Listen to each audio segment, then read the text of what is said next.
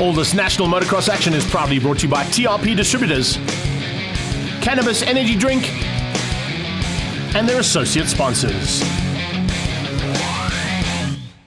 Continued action now from the TRP National Motocross Championships round number 2. And we're at Thunder Valley, Pietermaritzburg, looking forward to action now from our premier category, the MX1s, 65cc's, and the high school class. Track is prepped to perfection and looking forward to all the battles that are going to happen. Ideal conditions, overcast, and a slight breeze, which is just perfect for motocross. And especially when you're down in KwaZulu-Natal at this time of the year, you don't want it hot. That is for sure. MX1s are in the gate now. Matty Milan looking to retain the number 1 plate. Can he do that with a shortened version of the season?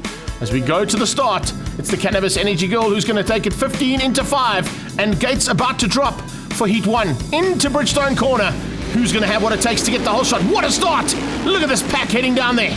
Milan will look to try and dominate at the front end. Can he get there? It looks like he has just squeezed out and got to the whole shot position. So Matty Milan leads out. David Goosen right there as well. And watch out for Purdon coming through. He'll be looking for a better start than what he got out of the MX2s, that is for sure. Look out for Anthony Reynard and Kim Fitzgerald. Jesse Wright looking to turn things around here. It's David Goosen in second place. And then Cam DeRoe just outgunning the rest of that pack with Reynard on his tail. Where is Lloyd Fakal? He got an absolute nightmare of a start. Don't know where the 777 ended up, but he's got a lot of work to do to catch these front 3 as they head down through the start area for the very first time. Brilliant stuff here from all of the riders, and everybody stayed upright, fortunately. Further through the pack, look out for Charles van Heerden and Sharon Moore as well, who's come into the MX category again here in Pietermaritzburg, using it for a bit of training for the National Off-Roads and Enduros. 22, Jesse Wright, just outside of the top 5, looking to close things down there on Kieran Fitzgerald. Marco de Freya just behind that, but it's all about the number 1 plate up front. And Matty Milan at his home circuit doing it all right. Did some sneaky training here, I think, in between the lockdown period, because he's just disappearing at the front end and leaving Goosen, DeRoe, and Purdon to fight it out. Speaking of fights, here's a big one. It's de Freya taking on Ricky Raft. De Freya hangs onto the inside line. Ricky Raft tries to go around the outside as they head up into that little step and heading into the 100% jump. But this brilliant stuff here from David Goosen. He's starting to close that gap down on Matty Milan, but Milan controlling things here at his home track. Can Goosen do anything about the local man? DeRoe hangs on for third place. Good ride here on the 450 from Cam DeRoe. Trying to hang on for a third spot and a possible podium here in his first heat of the weekend. Think and come with me. Is that what they're saying on the sideline? No, they're saying push as hard as you can. Close down on Matty Milan out front, but Milan is doing it all right. And Goosen just doesn't seem to have an answer there on the Out of Africa and Monster Energy Yamaha. DeRoe comes through there for third place. The Reef Tanker Services bike there doing a super job in the first of the KTMs and looking for a chance now to be the first KTM on the podium, possibly the only KTM on the podium, because the 2 Red Bull ones are a little bit further back than what they'd like, that is for sure. Purdon sitting in 4th with Reynard in the mix between himself and his teammate Kieran Fitzgerald. Oh, a big crash! That is de Freya who's gone down there, and it looks like 395, Charles van Heerden who's come together. Was that an overtake on position, or was that just a back marker getting in the way? I think it might have been an issue of de Freya closing in on the back marker, and Charles van Heerden drops right out of it. So de Freya won't be happy with that. Remember, he was in a big fight with Ricky Raff. Another fight happening here between Fakal and local man Cameron Odendahl. Nice little fight between the two of them. Odendahl just trying to close down, and there comes Ricky Raff. Raff now losing de Freya, and it's certainly turning his attentions onto Cam Odendahl. Matty Milan is certainly looking his intentions to get that checkered flag and race 1 of the weekend in the bag, as he's opened up a decent margin now over David Goosen for second.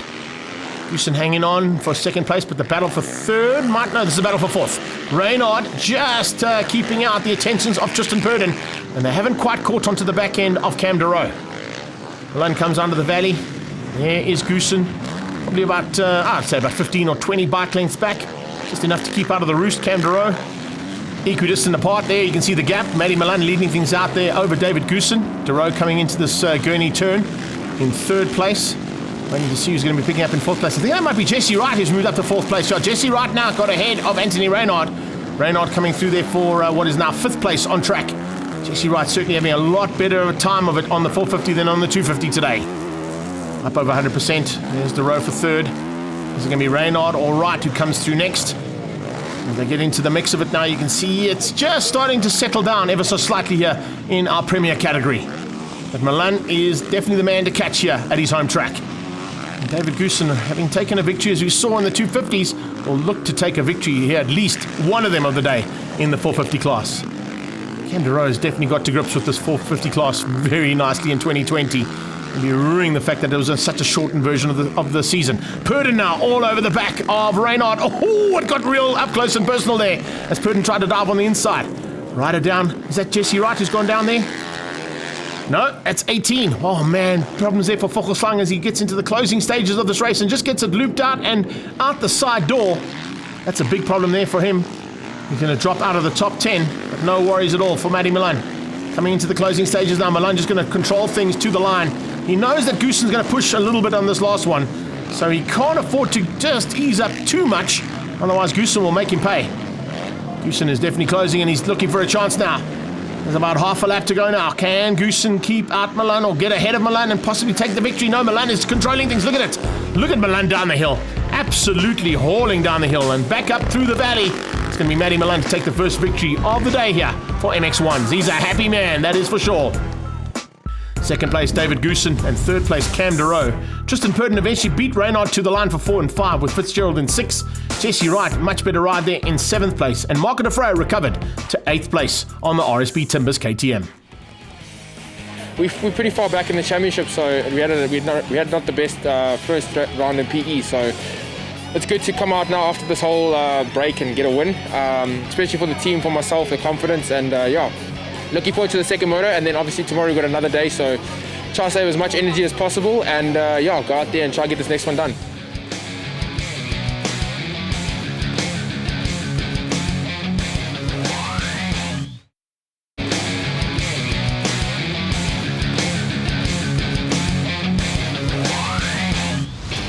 Welcome back to action from the TRP National Motocross Championships in association with Cannabis Energy Drink.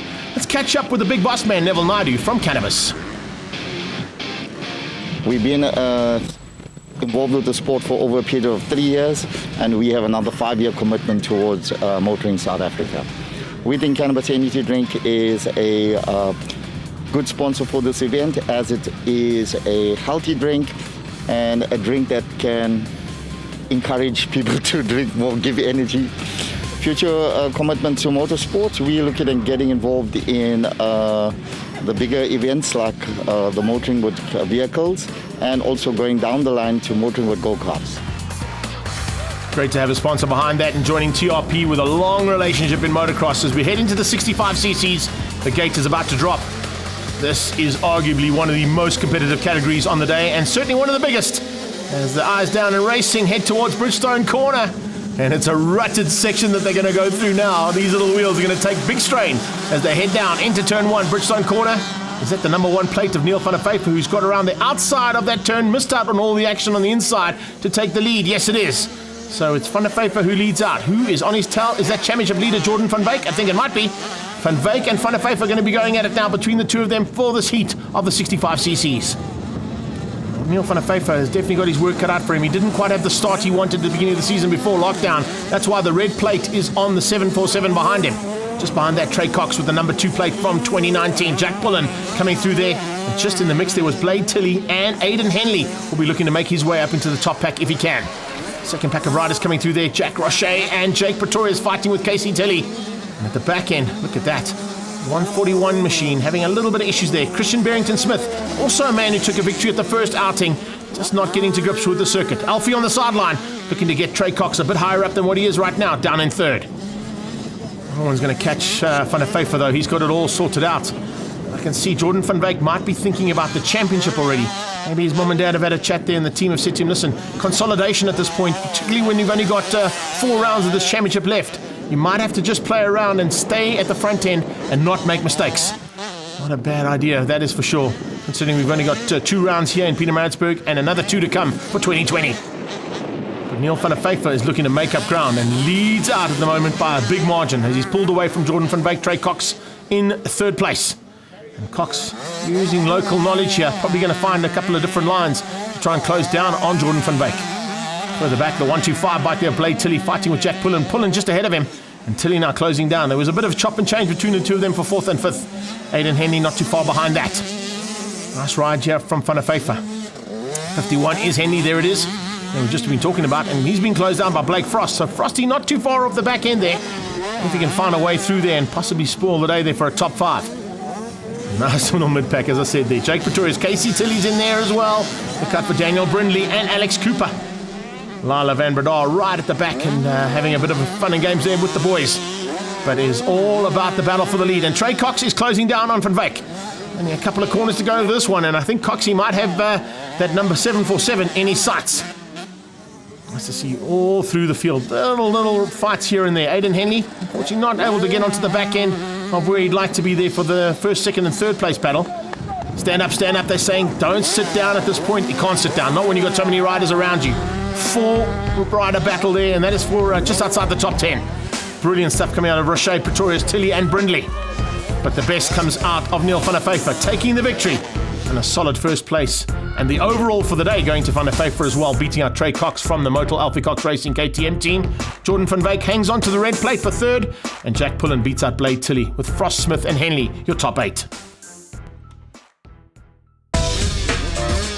From the 65s, we head into the Brat Pack. It's the 1-2-5 high school category. Standing by now to head down towards Bridgestone Corner when that 15-second board turns to 5. Look at those eyes down. Gates about to drop. Couple of twitches in the gates and away they go towards Bridgestone Corner.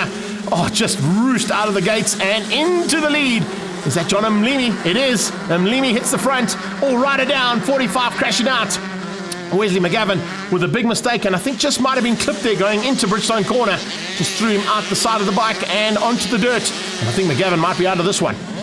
Up front, it's Mlimi on the TRP Red Bull KTM leading out. Miguel de Val got a fantastic start. Looks like he might be up into the top 3 there, if I'm not mistaken, possibly even into 2nd. Good start there from Mark Anthony Philippe as well. He's up in the 2nd place. In fact, just ahead there of Miguel de Val. We cut for Ethan Hoffman coming through the field as well. That's a man who stepped up last year from the Pro Minis into 1-2-5s. Definitely a man to watch in this category. But John Mlimi is just dominating at this point. Look at the gap he's pulled already over the 2nd and 3rd place bikes as they head down the hill. Brilliant stuff coming out of Christian Saliers and Hayden Tully. Blake Young's in there too. And just outside of that top 8 is Grundy. So 136, Anthony Philippe looks like he might have just lost out that 2nd place now, and it's now Miguel de Val who's starting to close in on Mlimi. He's certainly got his sights on Mlimi, but he's not closing in on him. Look at the gap that he's pulled. De Val using all of his international experience he got earlier on in the season before lockdown, and also, oh, how was that? Just cut your nose off. Blake Young getting a little bit of a wake-up call as there was a change up there and getting through there. Mark Anthony Philippe and Christian Saliers just getting slightly different lines. I think he just got cross-rutted, came out of the rut and went across. There was nothing he could do. But fortunately, Blake Young stayed upright. Very lucky to survive that one, that is for sure. Mark Anthony Philippe hanging on for 3rd place now. He's pulled a bit of a margin. He's getting away there from Ethan Hoffman. Hoffman's got Saliers on his tail. Saliers also looking to close things down there on Ethan Hoffman. There's always been a great battle between those two riders, particularly all through the classes that they've been involved in motocross in South Africa. 26, 2nd place, Miguel de Val. As I said, he's been overseas, he's been to the States, he's done some great riding.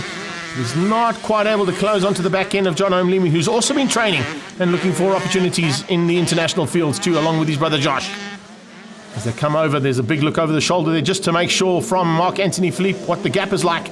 Priest Romans fighting there with Grundy. Great little battle that's starting to rage between the two of them. Luke Grundy now trying to find a way through there on Romans. So you can find it now in the closing stages. Oh, a bit of roost now coming out of the Gurney turn. Different lines starting to form through Gurney turn. You can see an inside line and an outside line. And if you go on that inside line and you got a rider behind you, you're going to just eat dirt. That's exactly what you're seeing there from these riders as they come through. Further back, it's Dylan Kirk and Garrick Henley in a little bit of a fight of their own. Coming out 100% now and coming to 100% is going to be the leader and possible race 1 winner here, John Mlimi. Not putting a wheel wrong and using all the experience he's had up in Uganda, staying with the Orland boys and getting a lot of additional training there. And he's putting it into very good practice here today, that is for sure. It's going to be a tough man to beat if he's in this kind of form. And usually when he's in this kind of form, he does not get beaten. So for the TRP and Red Bull KTM team, he is just flying the flag high. Right on his tail is Rad KTM's Miguel de Val. De Val has closed the gap down slightly, but not quite close enough to possibly change the effects of 1 and 2 on the podium. 3rd place is still up for grabs. And look at how Mark Anthony Philippe is closing there on Ethan Hoffman. Hoffman could be in trouble here in the closing stages. Let's see whether or not he can find a way through there and get up to third place. Second place is Duval. It is now a big move. There it is. Mark Anthony Philippe up into third. And getting ahead now of Ethan Hoffman, who's dropped down to fourth place and into the clutches of Ethan Saliers. 25 up the hill is a Sunday Mchunu. Good to see him back up on riding. And just ahead there of Deegan Bloomfield. So Deegan Bloomfield stepping up into the high school class, out of the 85cc juniors and into high school class for the first time there for the Ridgeway Race Bar, man. Nice to see that. 39 in the mid-pack. That is Christian Saliers. He just doesn't have an answer there to Ethan Hoffman this time out. Dylan Kirk just outside of the top 10. And on his tail, in 12th place, Garrick Henley for Out of Africa, Monster Energy Yamaha. But it's the Red Bull and TRP KTM. And he hangs on to the lead for now as they're getting into the closing stage. Probably about 2 laps to go now for John O'Mleeny. Miguel Duval has got a comfortable margin now over Mark Anthony Philippe. And Philippe, I think, has also opened up a decent margin there for third place over Ethan Hoffman. Hoffman has got Christian Saliers closing down on him and Hayden Tully. So he'll have to be aware of that. And now as he goes into these last couple of laps, he's actually started to turn the wick up ever so slightly and might want to return the favour there on Mark Anthony Philippe. So the back, Hayden Tully, Blake Young. And Blake Young hasn't quite had what he normally has. The Swaziland rider, usually a man at the front end, but remember he's also stepped up to 125s for the first time this season. So it might be just a bit of a change up there between the two riders. Grundy in the mix, and he has got his sights firmly set on Callan Broski, the second man from the Ridgeway Race Bar team there. Broski having a good run in the 125s. So TRP and Red Bull KTM. The dominance of John O'Mleeny, and certainly a little bit of time off last season is starting to pay dividend for him. And a lot of time up in Uganda is definitely paying off, that is for sure. Miguel Duval on the rad. KTM in second place. He's certainly looking good here for the latter part of 2020. Problems here right in the closing stages. Garrick Henley goes down into the Gurney turn. He got caught out by that inside line. There's a little rut that started to form there, and if you don't get it right, you get a face full of roost or you go down. So 136 for third place is Mark Anthony Philippe. I don't think Ethan Hoffman's going to catch him. He did try, but he's too far back here. Oh, good recovery here from the 20 bike of Hayden Tully, and a little bit of slow-mo action from him. Perfectly done for John O'Mleeny. And 125s looks like the overall could possibly going to John O'Mleeny too, after such a great ride. Second place, Miguel Duval. He's closed down on him, but there are no issues there as they go through on Eben van Rooyen.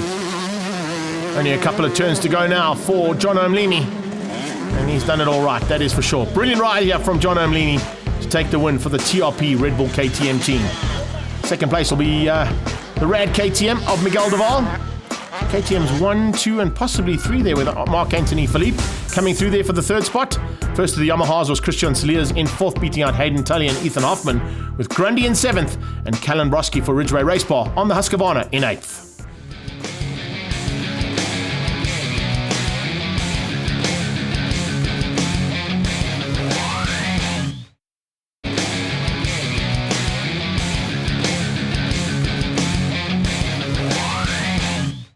Welcome back to action from the final race of the day of round 2 of the TRP National Motocross Championships here in Maritzburg.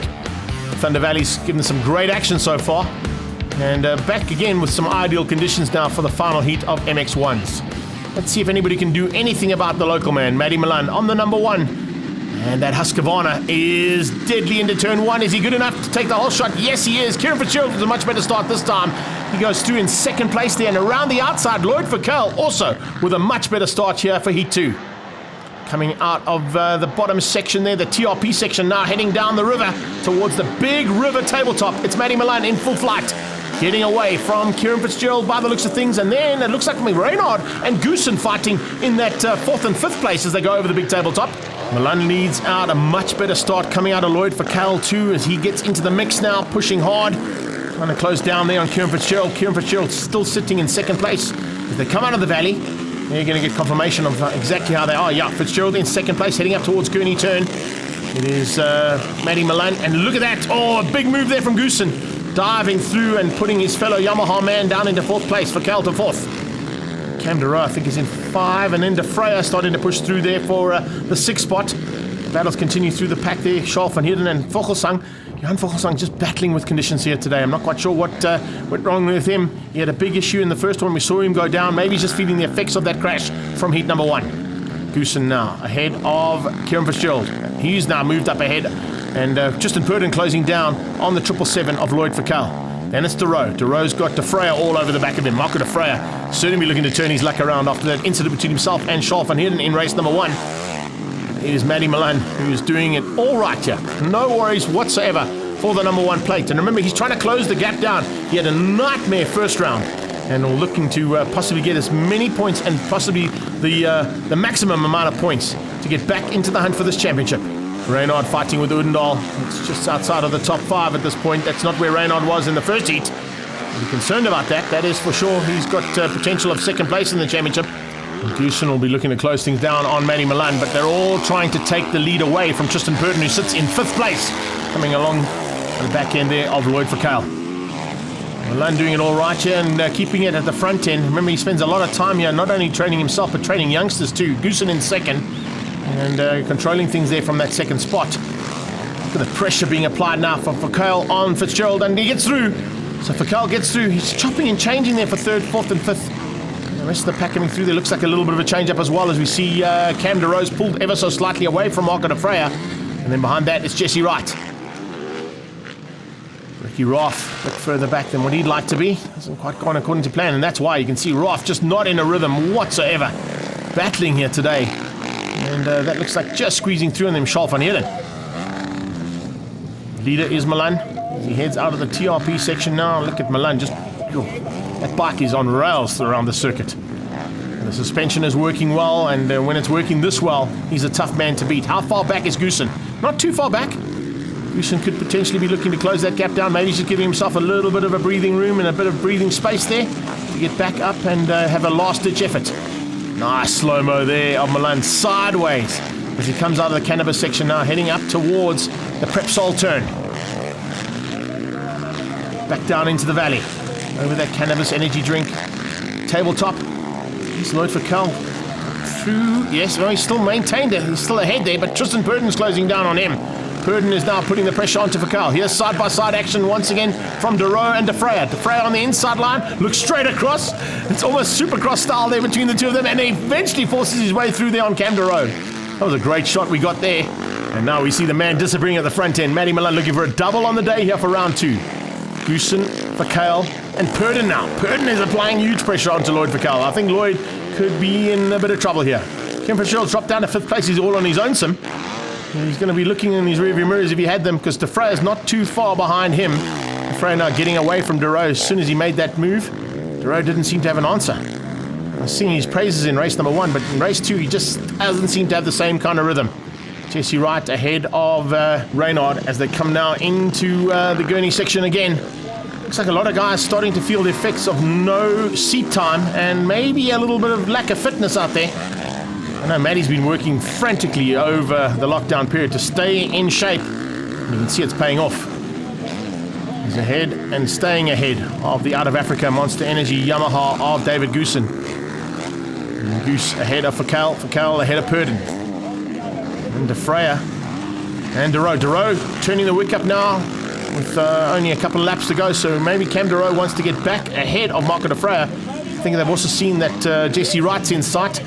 They've got through on Reynard. Reynard has not been able to close down on them, and he maintains possibly a possible even inside of the top 10 for Anthony Reynard. 9th place on track at the moment. That's not where Reynard wants to be. Charles van Heerden continues his battle there with Johan Vogelsang for 10 and 11th place, and Ricky Roth just out of the mix there too. Cam Odendaal, he hasn't all gone according to plan there for him. He's in 8th place, just ahead of Reynard, but he'd like to be a little bit higher up than that, I'm sure.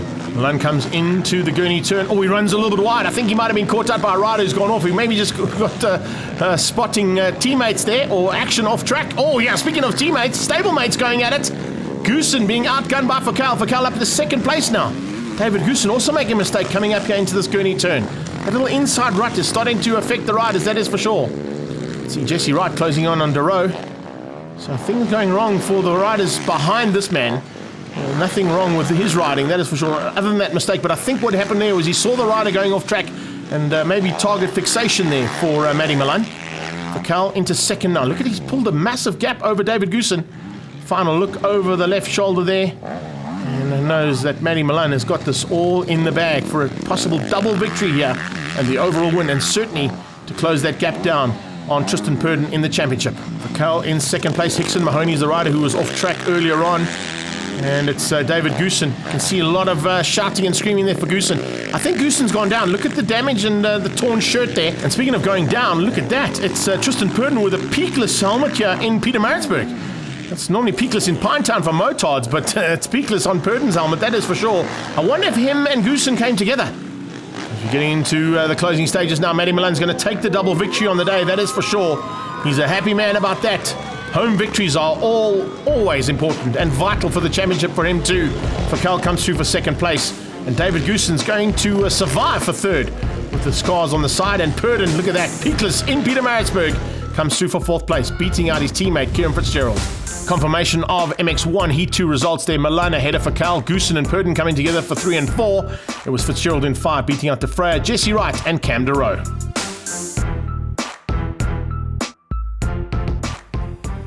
Let's catch up with Matty Milan down in pit lane. Huge thanks to all the guys that just put the effort in with me leading up to this national. Track was pretty awesome in the last moto. I was expecting to be a little bit more slippery, but no, I managed to grab the whole shot and just kind of ride my own race, nice and smooth, no mistakes, and just focused on myself, picked some good lines, and just made sure that I made no mistakes. That was the key. Join us next week for day 2 action from Thunder Valley. Slightly wetter conditions, but big action, that's for sure.